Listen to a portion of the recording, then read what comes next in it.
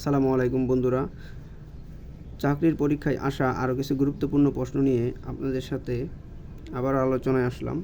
চলুন দেখা যাক প্রশ্নগুলি। 1 নম্বর, বাংলা গদ্যের জনক কে? উত্তর ক ঈশ্বরচন্দ্র বিদ্যাসাগর।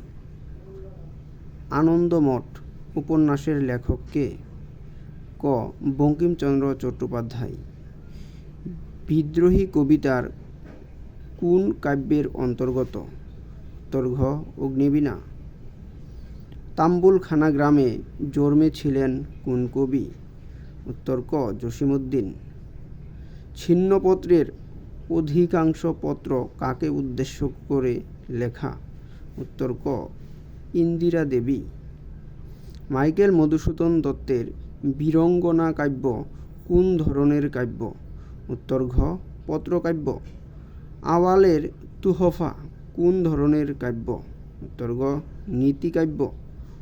অশোক সৈয়দ কার ছদ্মনাম?